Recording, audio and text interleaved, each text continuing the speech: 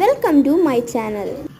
ഇന്ന് നമ്മൾ നോക്കാൻ പോകുന്നത് നമ്മുടെ വീട്ടിൽ നമ്മൾ പണ്ട് നട്ടത് എല്ലാം ഇപ്പം മുളച്ചെല്ലാം നല്ല സൂപ്പറായിട്ട് വന്നിട്ടുണ്ട്. അതിൻ്റെ വിളവെടുപ്പാണ് കേട്ടോ.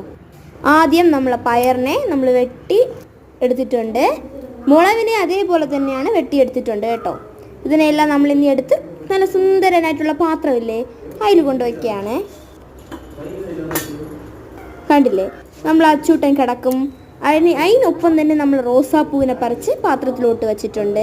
രണ്ട് ദിനയാണ് കേട്ടോ, ഒന്ന് റോസും ഒന്ന് വെള്ളയുമാണ്. അതിനുശേഷം വേറൊരു പൂവാണ് റോസ് കളറിലിരിക്കും, അതും ഡ്രാഗൺ ഫ്രൂട്ടും. അതിനുശേഷം ഒരു പൂവാണ് കേട്ടോ, വിക്സ് എന്ന് പറയും, വിക്സ് എന്ന്. അതിനുശേഷം ഒരു പർപ്പിൾ കളർ പൂവും. ഇതിൻ്റെ പേരെനിക്കറിയില്ല, ഒന്ന് പറയണം കേട്ടോ.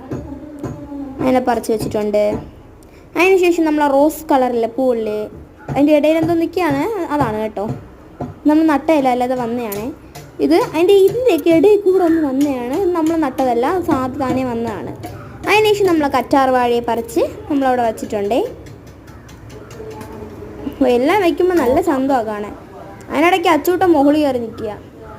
അതിനുശേഷം നമ്മളെ പിച്ചിപ്പൂവിനെ ഒന്ന് പറിക്കുകയാണ്. സുന്ദരക്കുട്ടൻ്റെ ഇടയിൽ കൊണ്ട് വീണ്ടും വയ്ക്കുന്നു. നമ്മൾ കല്യാണ സൗഗന്ധികയെ പറിച്ച് അതിൻ്റെ ഇടയിൽ വീണ്ടും വയ്ക്കുന്നു. Achuttan bye bye.